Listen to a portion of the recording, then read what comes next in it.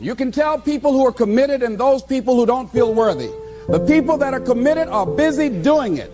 The people that don't feel worthy are like a guy I talked to last night who told me, hey, I sure like to do what you're doing. However, I just don't want the responsibility.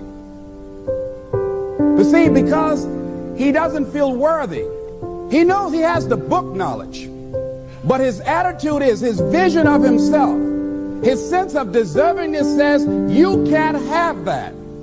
So he will fabricate all kinds of excuses on why he can't have it. Folks will always point out reasons on why they're not living their dream, on why they're not manifesting their greatness. They will always be able to point those things out, but none of those things count. The only thing that counts are results.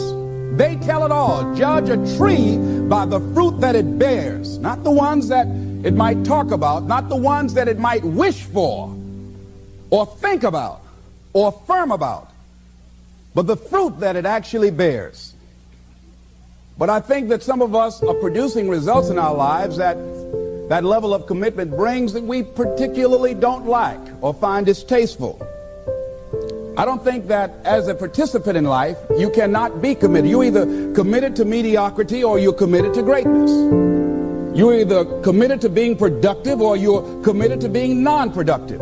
You're committed to being happy or you're committed to being unhappy.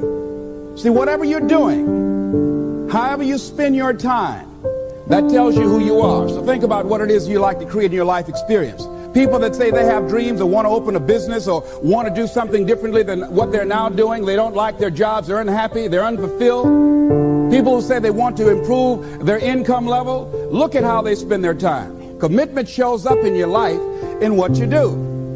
On the other hand, you can make the commitment to your life that you don't like the results that you have and that you're going to do something about it. See, that power is available to all of us. People who look at life and decide, I want something different for myself. I made the commitment to do it, and I did it. Why is it that people are frightened by commitment? Because when you say the word commitment, that intimidates a lot of people. Why? Because it means you have to deliver. See, most people, you ask them, hey, look here, I'd like for you to do this. And they'll say, I'll try. I'll try means that is my escape clause when I don't come through. Try and sit down. You either do or you don't. Try and take this pencil out of my hand. You either do or you don't. There's no such thing as try. So most people like to use that language. They don't want to commit themselves because commitment means, among many things, no excuse is acceptable. That's what it means. No excuse. That if you decided that you're going to do this, if it becomes hard, then do it hard. If it's difficult, so what? And they decide to give up on their commitment. And that's how people do about their dreams. They don't honor their commitment to themselves. Let me tell you what happens when you don't keep your commitment. Number one, it begins to deplete your self-esteem and it erodes your self-image. It weakens your faith in yourself. You don't feel good when you don't keep your commitments. The other thing is that you begin to develop weak relationships with people. People begin to realize they can't depend upon you. They can't rely on you because you won't keep your word. Just think, what would your life be like if you decided to keep your commitments? What will all of our lives be like if we decided to keep our commitments? That we decided to do the things that we said that we were going to do. That we wouldn't even speak it unless we were going to do it. If we decided just for a week, just see what your life can be like. That I won't say I will do anything unless I'm going to do it. And find out what your life will be like. Let me tell you what, if you follow it through, if you keep your commitment to the commitment, because by honoring your commitment, each time that you do, that empowers you. Whatever discipline that is required, whatever it is that you must do. So I'm suggesting, number one, commit yourself to live in the present. Seize the moment. Many of us are not able to move forward and develop and manifest our greatness because we spend so much time looking back or worrying about the future. Seize the moment. See, you cannot go into the future and manifest your greatness when you have various things in your life that's blocking you. When you keep your commitments, you're able to produce some different kinds of results in your life. You will not be at 100%. However, you will have a greater percentage rate of maintaining your commitments to yourself, whatever those things might be. If it's going into business, if it's changing a habit that you know that works against you, if it's overcoming self-destructive behavior, if it's retraining your thinking, if it's reinventing yourself, if it's trying to begin to design your relationship differently, all of us have the possibility, by focusing and really harnessing our attention and concentrating on it, we really have available to us the power to honor our commitments in those particular areas. So number one, make it priority. So if you want to honor your commitment, whatever you decide that you're going to do, make sure you make it important. Make sure it is priority. Keep it before you. The other thing is, whatever that you want to do, whatever you want to begin to create and beginning to manifest your greatness and strengthening your level of commitment, and it's really exercising your will, find something that you want to do on your goal, one action step, but make sure it stretches you, that it challenges you, but it's doable, that you can do it.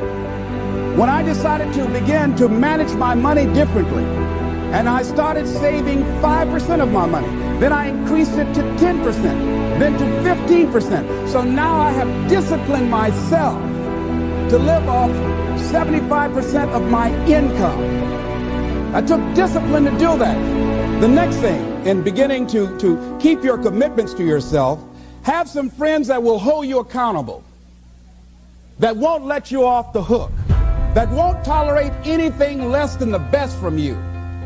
People that will support you in this new way of being, in this new state of consciousness. See, many times when you make a commitment to do something, there are some other variables that will happen that you can't control or you perhaps did not think about. So you want to have some other plans going on. You want to become creative. See, most people don't keep their commitments because when something goes wrong, they just stop. They don't have a contingency plan. So they don't know what to do next. Start being creative if you challenge yourself. But many of us just stop dead in our tracks. I don't know what to do. You do know what to do. You got genius in you. Challenge yourself. Push yourself.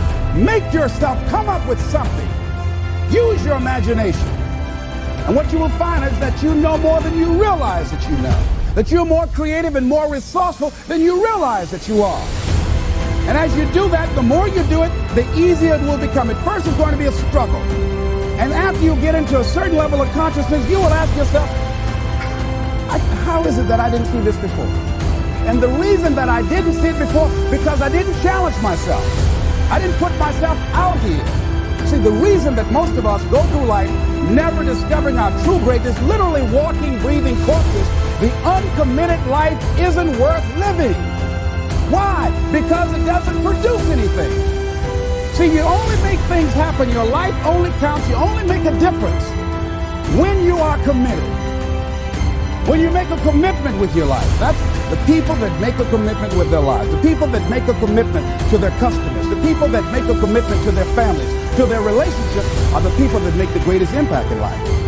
That when we put ourselves in a situation where we say we're going to do it, it puts you in another zone where the universe responds to you. When you have that kind of consciousness, see, the universe responds to the man or woman that refuses to be denied, because that is your commitment. That business that you want, that book you want to write, that dream that you have of controlling your destiny, that is yours. That power to create that and to manifest that, that is yours. That's available to you. But you've got to be willing to stand there and face disappointment, not have support, be lonely, doubt yourself sometimes, be rejected again and again and again, become bankrupt if necessary, again and again and again, and refuse to turn around until life gives it up. Nothing can resist a person that has that kind of commitment.